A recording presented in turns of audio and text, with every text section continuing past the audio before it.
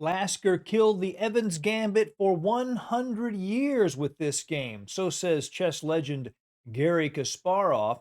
Lasker's opponent is Mikhail Chigorin, one of the great players of that era. In fact, he competed twice for the world championship against Steinitz, although Steinitz won those matches. This game was played in 1895 in St. Petersburg.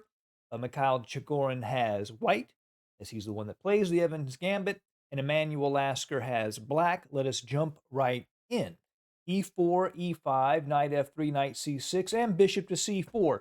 The Italian game, popular then, popular now. Just a classic opening. Definitely cannot argue with it. If you want to set up your pieces like this with white, you're always on solid ground. If black wants to mix things up and engage in sharp play, they'll play knight to F6 usually.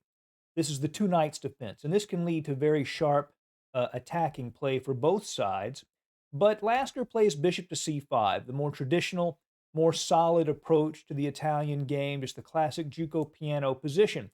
And white usually will play slowly, castling, and then maybe c3 and d3, and just kind of create a maneuvering game. But if white is the one that wants to play a sharp opening, they can play this move, the move Chigorin played, b4, or the Evans Gambit. White is giving up a pawn, but what they're saying is, yes, but it's a pawn on the side of the board, and it'll allow me to dominate the center. We see these kinds of gambits of the b pawn in the Sicilian wing gambit, the French wing gambit, and here in the Italian game, in the Evans Gambit. And by a little known fact, actually, is black can decline this and just play bishop to b6. It's playable, but white will quickly gain space, and in this position, the bishop's getting kicked around, and the pawn on e5 is undefended. So most players do go ahead and grab that pawn with the bishop. c3 is standard. Today, the two main moves are bishop to a5, with the idea of moving the bishop back to b6, or bishop to e7, a little safer. And then something like this, black takes that light squared bishop off the board. And here you have white space versus black's two bishops, and it's a playable game. Lasker plays a different move order, but he plays bishop to c5. His idea is still to play the bishop back to b6, just like in the bishop to a5 line. But this move order isn't quite as precise. Obviously, we know a little bit more these days. And white, after d4, does seem to get a bit of an advantage. If you take on d4, check, knight b to d2, and white seems to have a slight edge in this position. But Chigorin does not play d4, but instead castles, also a natural move, and d6. Beginning this idea, this was Lasker's idea, to play d6 and to settle his bishop on b6 and apply pressure to the center and also to the f2 pawn, and just to keep white from getting easy play.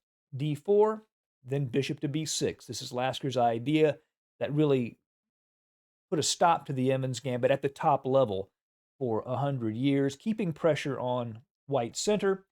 a4, gaining space. Knight to f6, just developing naturally, and also maybe threatening to grab that pawn at e4. It might be dangerous, but white has to be aware of it. Bishop to b5.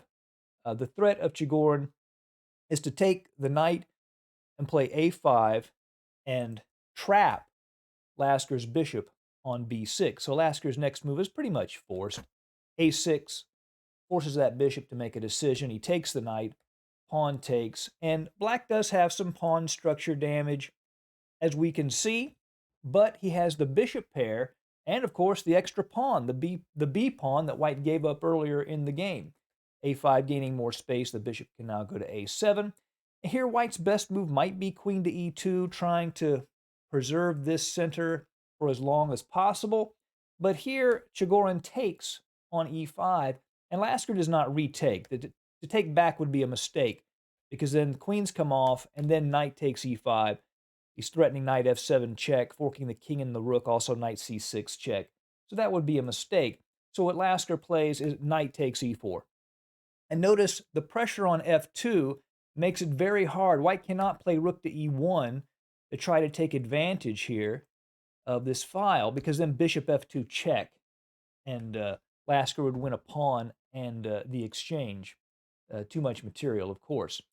So instead, queen to e2 is played, but now this strong idea, d5, leaving that knight in the center of the board, continuing to keep pressure on the f2 square, and black has navigated this Evans Gambit very effectively. Here, white plays knight to d4, but what an interesting idea. What about bishop to a3? That seems like a good idea. Controlling f8 and preventing black from castling. Well, in that case, Lasker can just pin with bishop to g4, and then later play c5, blocking the bishop, and then go ahead and castle anyway. This bishop at a7 would support that advance. So bishop a3 is not that effective. Bishop to e3, c5, c4, and white cannot, black cannot play d4 here because then white would take and grab the knight. But after c6, just holding that central structure, black's extra pawn still leaves him a bit better. But here, white plays knight to d4, putting some pressure on c6.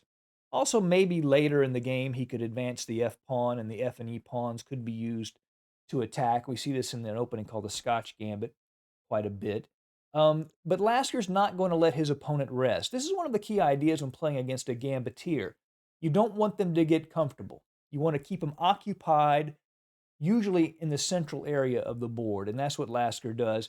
He goes ahead and grabs this c3 pawn, and that has to be addressed because he's threatening the queen at e2. But now, of course, when the knight takes knight, this hadn't happened in the game, bishop can now take the knight at d4, which is undefended.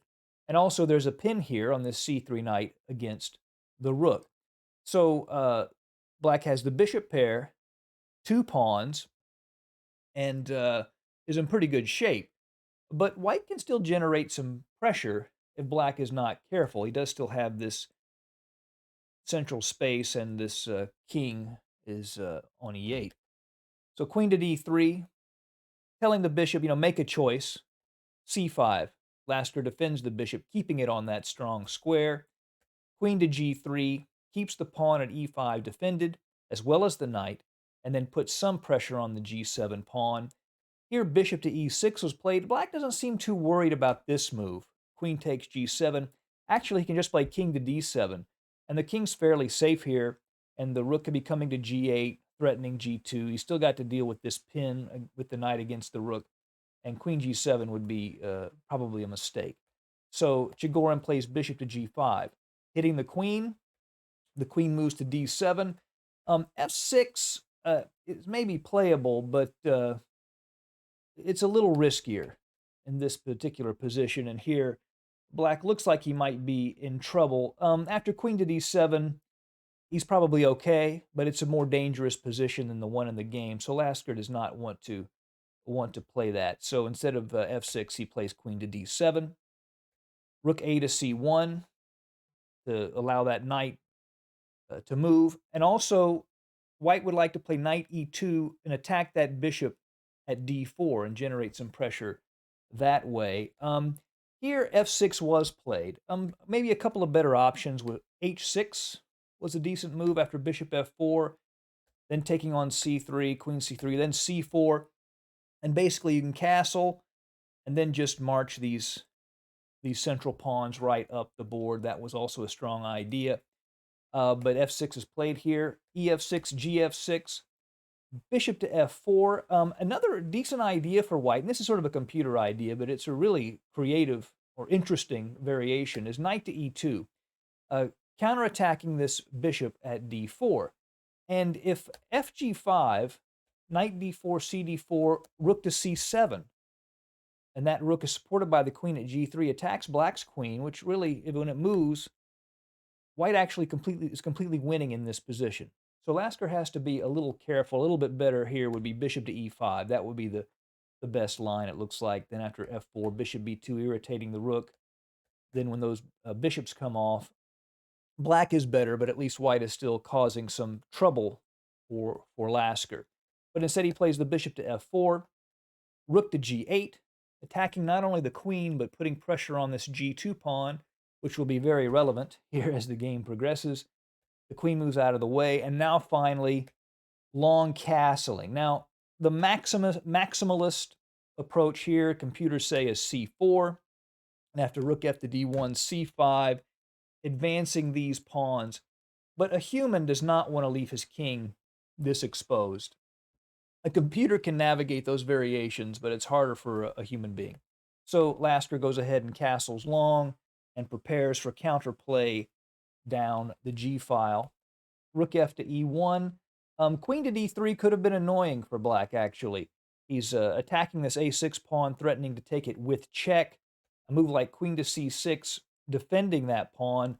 Knight to e2, then bishop to b2, and then again, not a human move, but a really brilliant move, knight to d4. Now this knight can be captured twice, but if it's captured with if the pawn takes it, obviously the rook would take the queen. But when the bishop retakes, white would actually play queen takes bishop, and after pawn takes queen, rook takes, and white is actually better here with an attack on the bishop at e6 as well as the a6 pawn, but black can actually save himself with this brilliant move, rook to g4, with a counter threat along the fourth rank, and after rook takes pawn, rook takes bishop, and he's attacking the queen, and black is completely winning in that amazing variation. Well, rook f to e1 is played by Chigorin. Now c4. Now Lasker does begin to push those central pawns. Also, he creates a strong point on d3 that he might land a piece on. The queen goes to e2, threatening to take the bishop at e6, so that bishop moves out of the way. And also, it could land again on this d3 point, which would be a very strong square. And here, the safest move for white is probably bishop to g3 to block this rook's pressure down the g file, but black is still much stronger either way. But he plays queen to a2, Chigorin does, and that allows a brilliant shot from Lasker. Now, I'll give you a second to see if you can see this. So pause the video if you want to figure it out yourself. Okay, here is the move. Lasker plays, boom, rook takes g2 check, a complete rook sacrifice. If white takes that rook, then bishop to h3 crushes. If black plays king to f3, then queen to g4 is mate. So he would have to play king to h1, but then the queen is coming in, threatening mate on g2. If the rook goes to g1, just queen to f3 check, and the rook can only block once in its mate. And if f3 to clear the defense for the queen, you still just take, and the queen, because this bishop controls this square, the king can't move. So the queen would still have to just interpose, and it would be mate. So the rook can't be taken. So Chigorin plays king to h1, but then rook takes f2 is a double attack on the queen and the bishop, so that's a piece. And also white has this naked king, fairly, on h1, and in this position, Chigorin resigned. And because of this game, and this idea of blacks of planting that bishop on b6 and that pawn on d6, that really, at the top level, killed the Evans Gambit for 100 years. I hope you've enjoyed this brilliant game from Emmanuel Lasker. See you again soon at Chess Dog. Goodbye.